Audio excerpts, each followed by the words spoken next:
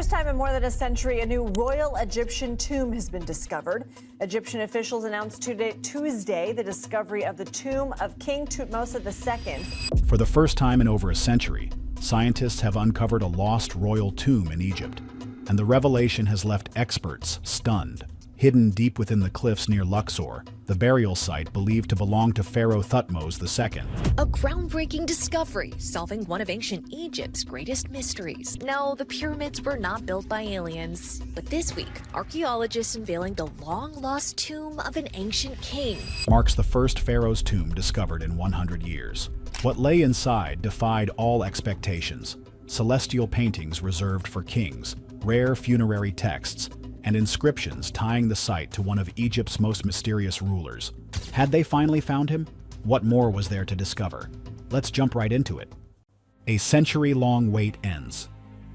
For over a century, the archaeological world has been gripped by the mystery of a royal tomb yet to be found.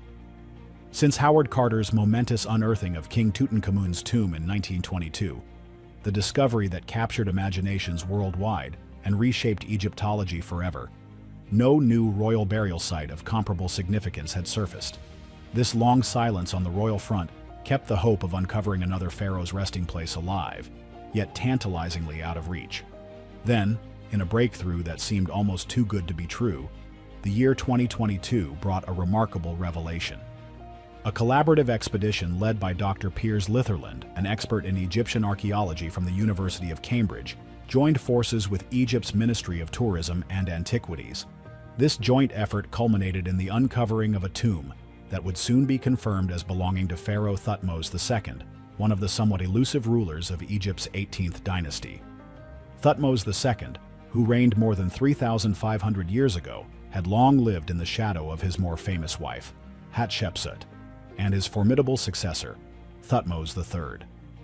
The discovery of his tomb not only fills an important gap in the royal lineage, but also promises to offer new insights into a fascinating period of Egyptian history. The tomb's unearthing near Luxor, an area synonymous with Egypt's most magnificent ancient monuments, instantly captured worldwide attention. News outlets, archaeologists, and history enthusiasts alike have been captivated by the announcement. This find challenges long-held assumptions about royal burial customs, and reignites a global fascination with Egypt's ancient past. It is not merely the rediscovery of a tomb, but the reawakening of a lost chapter of civilization, long buried under layers of sand and time. The hidden location. The tomb, designated C4 by the archaeological team, is situated deep within the rugged landscape of Wadi Gabanat el Qurud, a narrow valley carved into the limestone cliffs west of the Nile River. This site lies approximately 2.4 kilometers to the west of the renowned Valley of the Kings, the famous necropolis where many great pharaohs of the New Kingdom, including Tutankhamun and Ramses II, were laid to rest. The relative obscurity and remoteness of this location have been critical to why the tomb remained hidden for so long. Unlike the heavily studied and frequently excavated sites closer to the Nile, this part of the desert was largely overlooked due to difficult terrain and its far less accessible position. The harsh environment, with steep cliffs and scattered rock formations, concealed the tomb's entrance from explorers and looters alike. What began as a tentative exploration in 2022 quickly evolved into a meticulous excavation project. The team faced significant challenges from the start, entering through narrow and winding passageways carved into the rock, some so tight that only a single person could crawl through at a time. The claustrophobic conditions tested the archaeologists' endurance and patience as they carefully removed debris to reveal chambers that had remained untouched for millennia. Inside, the tomb's layout defied recent expectations. Rather than a simple burial shaft or modest chamber, the site revealed a more elaborate and complex structure, pointing to the elevated status of the individual buried within. The walls, partially adorned with colorful funerary paintings and inscriptions, hinted at stories waiting to be uncovered, narratives of divine kingship, ritual, and the ancient Egyptian belief in the afterlife. This discovery in Wadi Gabanat el Qurud is unlike any royal tomb found in the past 100 years. It invites Egyptologists to reconsider the geographical and cultural boundaries of royal burials in the New Kingdom, and to ask fresh questions about the political and religious significance of this once overlooked necropolis. An unexpected royal signature. When the excavation team descended into Tomb C4, nestled within the rugged cliffs of Wadi Gabanat El Khurud, expectations were modest. The tomb's discreet entrance, unassuming architectural layout, and absence of large funerary monuments above ground led most to assume they had discovered the final resting place of a noble, perhaps a high priest or royal concubine, certainly not a pharaoh. The corridors were narrow, carved into the bedrock with practical precision, but lacking the grandeur often associated with sovereign burials. The first few chambers were cluttered with debris, pottery shards, and the telltale signs of previous intrusions, possibly from looters or natural shifts in the earth. But then, as the team penetrated deeper into the heart of the tomb, the atmosphere shifted. The narrow corridor gave way to a chamber whose ceiling slowly came into view, revealing an astonishing sight. A vivid, meticulously preserved ceiling painted a rich lapis lazuli blue, adorned with hundreds of radiant golden stars. The room seemed to glow in the torchlight, as if echoing the sky itself. For Egyptologists, this was a symbolic declaration. In ancient Egyptian theology, the night sky was the pathway through which the king's soul would ascend to join the gods. The presence of this celestial motif was an unmistakable sign. This was no minor burial. This chamber belonged to a pharaoh. Excitement surged through the team. The painted ceiling was just the beginning. Further exploration yielded an array of ritual items strewn across the burial chamber: alabaster canopic jars, ceremonial pottery, and fragments of faience amulets, all bearing hieroglyphic inscriptions. When these texts were painstakingly translated, the revelation stunned even the most seasoned archaeologists. The cartouches contained the royal names of Thutmose II and his consort, Hatshepsut. This changed everything. Thutmose II has long remained one of the most elusive figures of Egypt's illustrious 18th dynasty. Unlike his successor, the militarily accomplished Thutmose III, or his wife Hatshepsut, whose mortuary temple at Deir el-Bahari is world-renowned. Thutmose II was something of a historical ghost. Scholars debated his true influence. Was he a mere puppet king, elevated briefly before Hatshepsut seized power? Or did his reign lay foundational groundwork obscured by later propaganda? Until this discovery, no tomb definitively belonging to him had ever been found. Tomb C4, modest though it appeared at first, now emerged as one of the most significant royal finds in a century. The inscriptions confirmed not only the tomb's ownership, but also offered new clues about the political climate of the time. The dual presence of Thutmose II's and Hatshepsut's names on ritual objects suggests that, at least ceremonially, their union remained significant even after his death. Did Hatshepsut ensure her husband's burial to legitimize her eventual rule? Or was the tomb prepared quickly and discreetly to avoid political tensions during a turbulent transition? These questions remain open. But one thing became clear. This wasn't just a rediscovery of a long-lost tomb. It was the resurrection of a forgotten king's legacy. And as with many things buried beneath the Egyptian sands, what was revealed only deepened the mystery. The tomb's flooded secrets. Even as the archaeologists celebrated the identification of Thutmose II's tomb, a disquieting mystery quickly emerged. Despite the abundance of ritual artifacts and inscriptions, one critical element was missing: the pharaoh himself.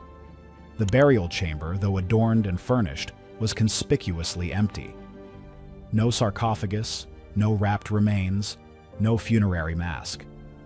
Only traces of what had once been a royal burial: broken alabaster, fragments of coffin wood, and the ghostly imprint of an absent king. For a moment, the discovery threatened to collapse under the weight of its own paradox. How could this be the tomb of Thutmose II, yet contain no Thutmose II?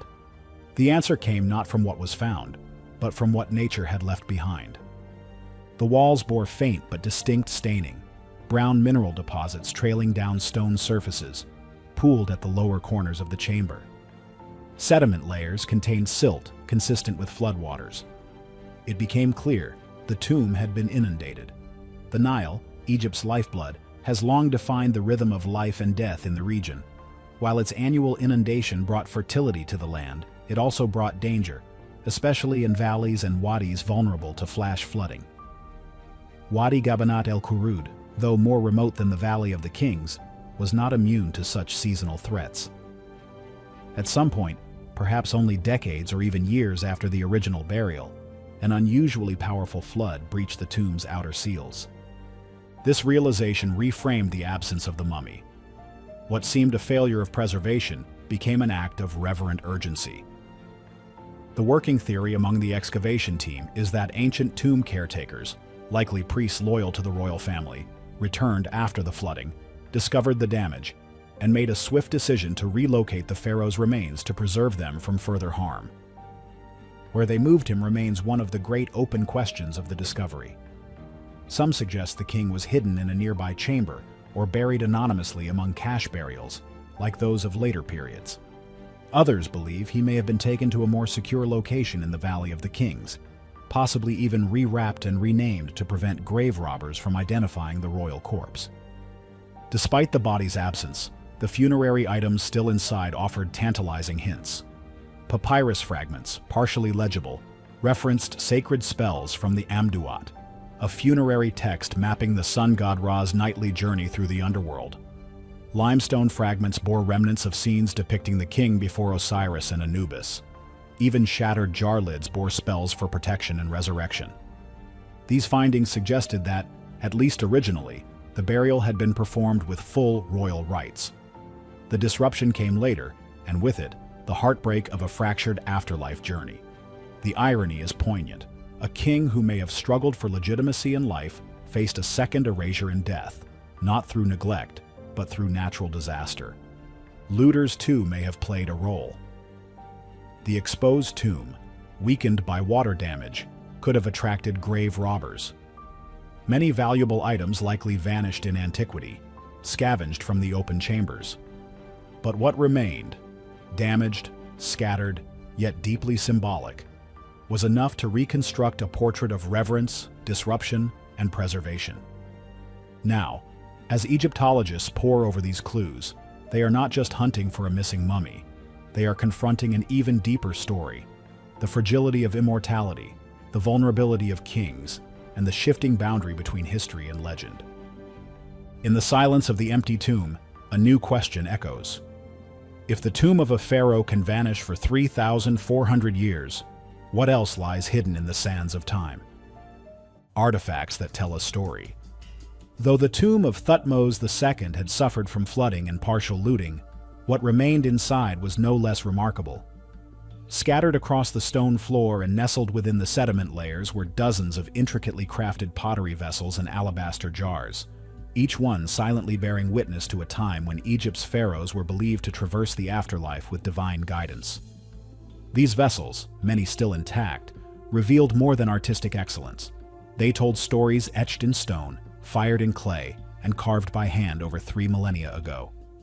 Several of the alabaster jars bore inscriptions in hieroglyphs, with names and epithets of both Thutmose II and Queen Hatshepsut. These markings confirmed not only the tomb's royal ownership, but also illuminated the connection between the two figures. One, a somewhat enigmatic ruler; the other, a woman whose power and legacy would eclipse that of most pharaohs. Such inscriptions were not mere decorations. In the ancient Egyptian worldview, writing had magical potency, ensuring the eternal presence and protection of the names they displayed. Every cartouche preserved on these vessels was a triumph against time, preserving the memory of rulers who might otherwise have faded into obscurity. Even more compelling were the painted ceilings and fragments of funerary texts found within the tomb's inner chamber. The ceiling, still surprisingly vivid in places despite centuries of decay, depicted the night sky in deep cobalt blue, speckled with radiant gold stars.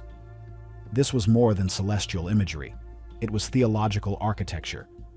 The sky was the realm of the gods, and this painted ceiling symbolized the king's return to the stars, an eternal voyage through the heavens guided by deities like Nut, the sky goddess. These visual elements mirrored the religious narratives found in the funerary texts, some of which were delicately painted onto stone panels or papyri, now partially recovered and undergoing careful conservation. What makes these discoveries extraordinary is not just their beauty, but their rarity. To find even fragments of royal funerary literature, texts such as portions of the Amduat or the Book of the Dead, offers an unparalleled glimpse into the metaphysical concerns of the New Kingdom's elite. These were sacred spells and instructions for the afterlife, inscribed to help the king overcome trials in the underworld and achieve divine rebirth. Their presence here indicates that Thutmose II, despite his relatively short and politically complicated reign, was afforded a burial rich in symbolism and theological care. Scholars have described these remnants as nothing short of invaluable. They provide not only cultural and historical context, but also offer insight into how this particular pharaoh was viewed by his contemporaries. They suggest an intent to honor Thutmose II in death, even if political dynamics, particularly under Hatshepsut's regency and subsequent dominance, may have complicated his memory in life. In every surviving object, from the curvature of a drinking vessel to the careful script of a funerary passage, lies a fragment of a narrative. A king striving for immortality, a court affirming legitimacy, and a civilization attempting to preserve cosmic order through ritual and art. What lies ahead? The hunt for more.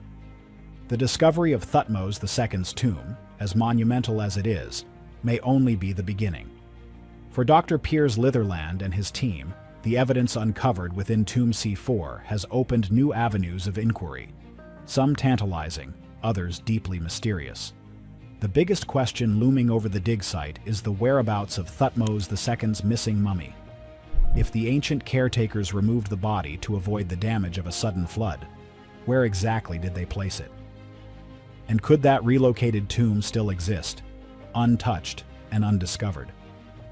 Speculation has been growing within the Egyptological community about the existence of a second, possibly intact tomb somewhere in the nearby cliffs, or hidden within the undisturbed rock of Wadi Gabanat El Khurud. Soil shifts and erosion patterns noted in satellite imagery suggest structural anomalies not far from the current excavation site. Some experts believe these may indicate sealed chambers or undiscovered burial shafts, clues that support the theory of a hurried relocation in antiquity. If confirmed, this could lead to the most complete royal burial uncovered since King Tutankhamun's in 1922. The stakes are high, and the research team knows it. The potential for uncovering the actual resting place of Thutmose II carries enormous implications.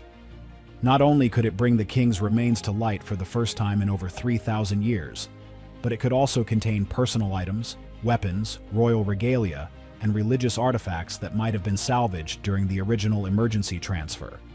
But the implications of the tomb's discovery extend well beyond the material.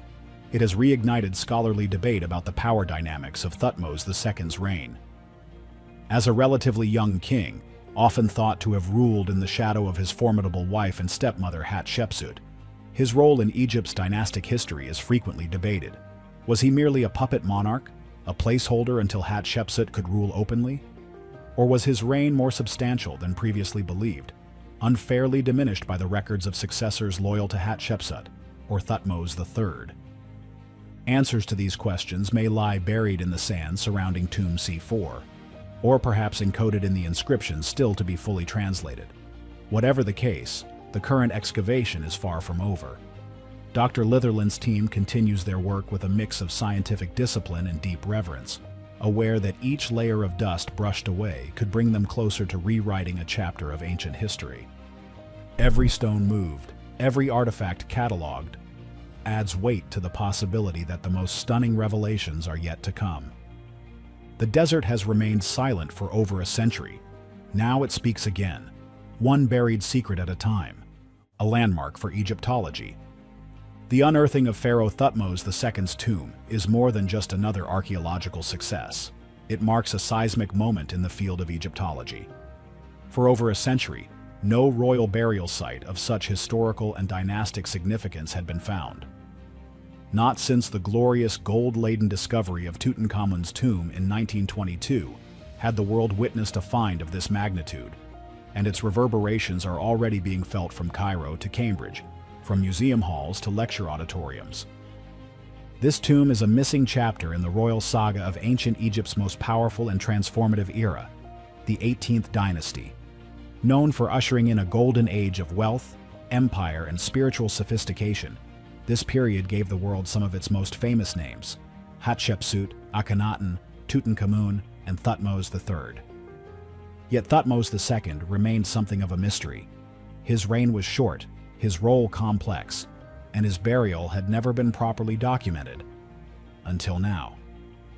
For Egypt, the implications of the find are profound and multi-layered. In Luxor, where ancient Thebes once stood, the discovery is expected to ignite a renaissance in cultural tourism. Already a haven for Egyptophiles, Luxor may now experience a resurgence in international interest akin to the post-Tutankhamun era. The new tomb is likely to draw scholars, tourists, conservators, and media from across the globe, providing both economic opportunity and renewed urgency for heritage preservation.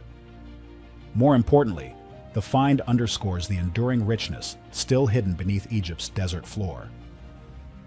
It offers proof that the narrative of ancient Egypt is far from complete, and that even after centuries of excavation, the sands still guard untold secrets.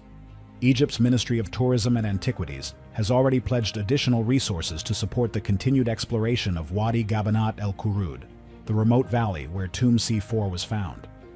International institutions are also beginning to collaborate, seeing in this site the potential for a new generation of scholarship and discovery.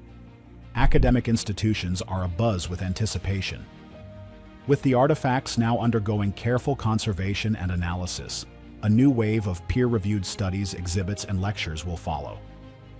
The painted ceilings, inscribed jars, and funerary texts unearthed in Tomb C4 may well reshape scholarly understanding of the religious iconography, burial customs, and even political nuances of Thutmose II's reign. Each fragment tells a story about divinity, about death, and about dynastic power. Egyptologists and students alike are watching this moment unfold in real time, aware that they are witnessing the rare emergence of a major chapter in history that was once thought permanently lost. What sets this discovery apart is not only the scope of the archaeological data, but the emotional weight it carries. After a 100-year drought in royal tomb finds, this moment reignites the world's imagination.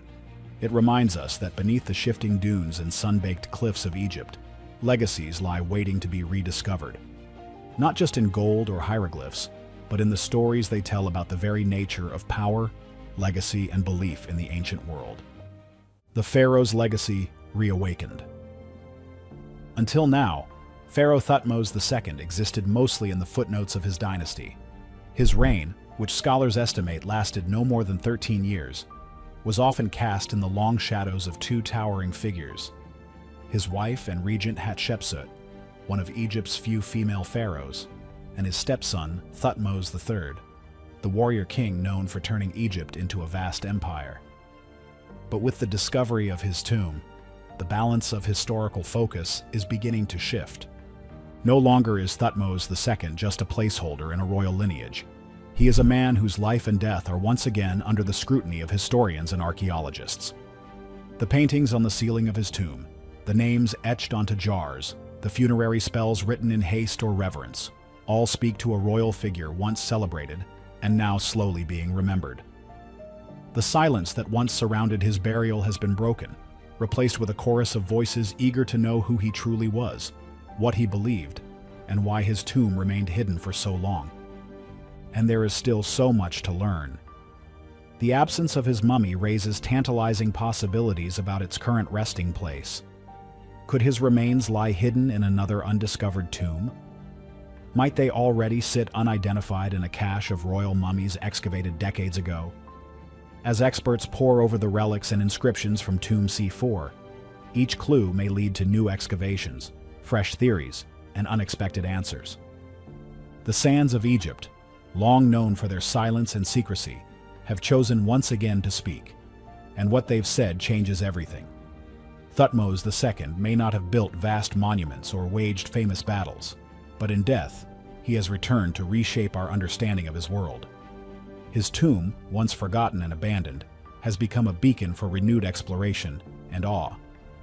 In this way, the discovery is not just a victory for archaeologists. It is a vindication for a long-forgotten ruler. It is a reminder that history is not a fixed narrative but a living document, constantly being rewritten by those who dare to dig deeper. And most of all, it is a tribute to the timeless power of memory, buried deep, waiting for its moment to rise again. As the excavation continues and new chapters unfold, the story of Thutmose II is no longer a footnote. It is a headline, bold, mysterious, and echoing across millennia. What do you think of this discovery? Let us know in the comments below. Thanks for watching. Until next time.